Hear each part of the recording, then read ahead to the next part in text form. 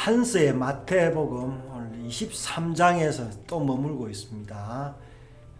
지난 시간에는 11조를 가지고 이야기를 했는데 오늘 또 이게 몇 절이죠?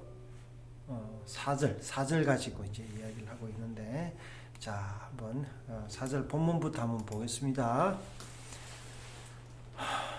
맹인된 인도자여 하루살이는 걸러내고 낙타는 자, 이제 삼키도다. 지난 시간에 요거 했죠. 네. 여기 11조 이야기를 했는데 오늘 25절부터. 화 있을진저 의식하는 서기관들과 바리새인들이여 잔과 대접의 겉은 깨끗이 하되 그 안에는 탐욕과 방탕으로 가득하게 하는도다.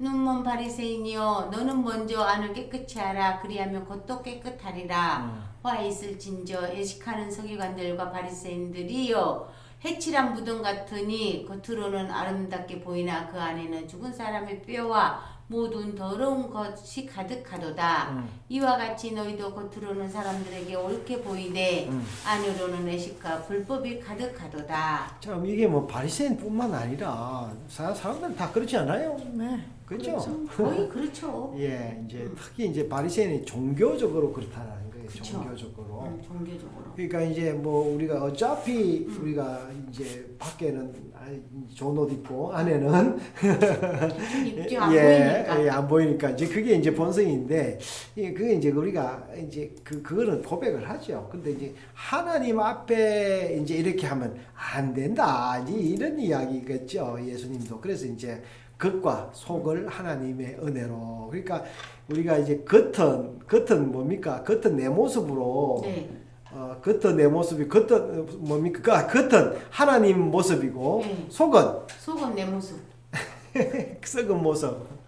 그 썩은 모습인데도 그거를 아주 거짓된 모습으로 이렇게 이제 하고 있는데, 자, 그래 오늘 이제 그래서 한번 보겠습니다. 그러니까 한번 지난 시간에 이제 11조도 뭐 결국에는 이제 그건데요. 자, 하나님 나라는 하나님께서 왕이신 나라이다. 그러므로 이 나라는 하나님께서 세우신 사랑과 공의의 법으로 다스리신다. 이 법의 기준이 바로 그분의 말씀이며 아들 예수 그리스도이시다. 이 공의의 법에 거역하여 타락한 모든 인간은 공의의 법에 따라 사형이 선고되어 죽음의 지배 아래 놓이게 되었다.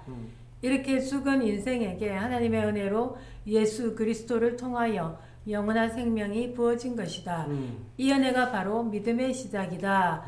죽은 조개는 해감을 시킬 수 없고 살아있는 조개라야 살던 물에 담가둠으로 그 속에 있는 모래와 불순물을 토해내게 할 수 있다. 하나님의 은혜로 거듭남을 이야기를 하고 있네요. 네. 예. 하나님의 은혜로 거듭남을 통하여 새 생명이 탄생했기에 살아있는 조개다. 네. 그죠? 예, 예. 인생은 회개를 하고 내 안의 죄를 토해내게 되는 것이다. 해감하는 거야. 오늘 또. 모든 신앙행동은 하나님의 은혜로 시작된다. 자, 이제 이런데. 예수님께서는 그 당시 종교 지도자들의 애식을 통렬하게 지적하셨다. 애식은 안과 밖이 서로 다른 것으로 안에 죽은 것은 감추어 두고 밖의 모양만 꾸밈으로 말씀의 본래의 의미는 버리고 자기의 의로만 치장하는 것이다. 나무의 예를 들면 나무는 뿌리와 줄기와 가지로 구성되어 있지만 이것들은 결코 각각이 아니다. 그렇죠. 뿌리와 애부에서 공급되는 영양과 생존 요소들을 통하여 함께 하나의 나무로 생존하는 것이다. 만약 가지가 그 온 줄기에서 끊어진다면 이미 생명이 없고 죽은 것이며 그 가지가 무엇인가를 원한다면 온 나무와는 상관없는 죽음 위에 치장하는 것에 불과하다. 자, 계속해서 아까 뭐 안과 겉이 하나다라는 것을 이야기하면서 나무도 이야기를 네. 하고 있는데요. 자, 이 가지가 나무가 네. 되는 것은 어. 은혜의 접붙임을 통하여 네. 원주기의 생명을 공급받는 길뿐이다. 예. 동일하게 하나님 앞에서 범죄한 인생은 해감할 수 없는 죽은 존재요 생명이 끊어진 잘려나간 가지와 같다. 하나님 나라의 비밀은 바로 하나님의 은혜이다. 하나님의 은혜인 예수 그리스도의 십자가와 부활을 통하여 죄 속함을 받고 새 생명을 얻어 하나님의 백성이 되는 것이다. 이 비밀이 너무나도 놀랍고 신비스럽기에 사람의 생각과 능력으로는 받아들일 수가 없다. 그래서 성경은 이 하나님 나라 구원의 비밀이 표적을 구하는 유대인에게는 걸림이 되고 지혜를 구하는 헬라인에게는 미련한 것이 되는 것이라고 하였다.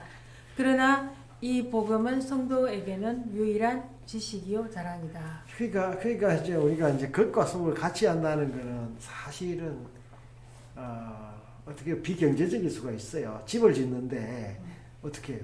겉에도 속에도 똑같이 지으면 어떻게 되겠습니까? 비용이 더 들잖아요. 그러니까 저기 자빠졌잖아요. 그러니까 지금 이제 광주에 그 현대라는 그 대브랜드도 그렇게 빨리 짓다가 어떻게 됐어요 지금 완전히 이렇게 되는데 이게 참 이게요 그러는데 그러면서 계속 보겠습니다. 성경의 율법은 이러한 하나님 나라의 비밀을 담고 있는 그릇이다. 그러나 단순히 그릇이 아니라 율법의 기록 속에는 구원의 비밀인 새 언약을 동시에 담고 있다.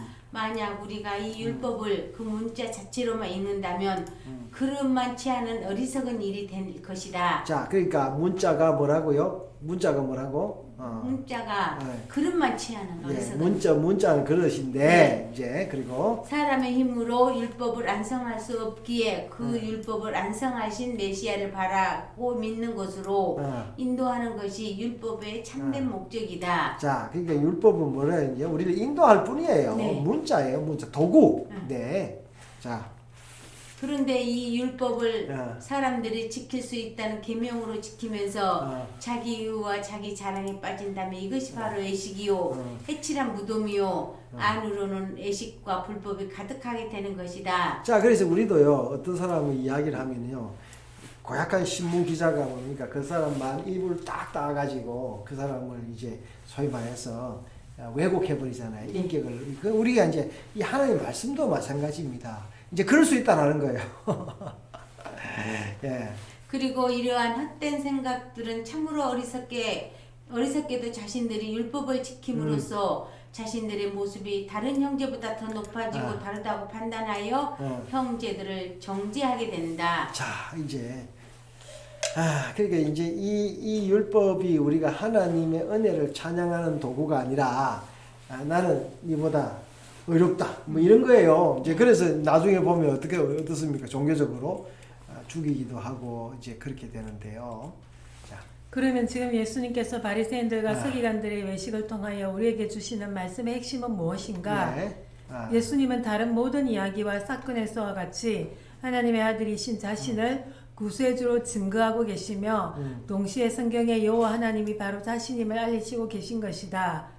하나님의 은혜는 율법의 완성인 예수 그리스도 자신이시며 이 이름을 통하여만 죄악으로 죽은 인생들에게 참 생명이 주어지는 것을 누리게 한다. 자, 그래서 지금 핵심이 뭐라고요? 첫 번째 예수가 이제 구세주다. 율법의 완성이다. 율법에 참 생명을 준다. 이게 그렇죠. 또 네. 하나님의 은혜가 임하지 아니하면 생명이 없기에 은혜의 생명으로 피어나는 따뜻한 삶의 모습은 기대할 수가 없다. 하나님의 은혜로 구원받은 성도라면 하나님 자녀됨이 어떠함이 자연스럽게 나타날 것이다. 내 안의 모습이 조금은 부족하고 연약할지라도 그 안에 썩은 뼈와 더러움이 사라지고 외식도 사라질 것이다. 율법의 조항에 얽매여 세상과 사람 앞에서 안과 밖이 다른 모습으로 살지도 않을 것이다. 내가 율법대로 기도하고 헌금하고 봉사하고 구제했다고 자랑하거나 이것으로 다른 형제에게 왕노릇하지도 않을 것이다. 내 안에 외식으로 하는 인간적 열심이 아니라 하늘의 은혜로 주어지는 거룩한 열심이 발동될 것이다. 나의 나됨이 모두 하나님의 은혜이니 은혜로 섬긴 나의 모든 모습이 하나님 앞에서 기억되는 그것으로 기뻐하며 감사하며 살아가게 될 것이다.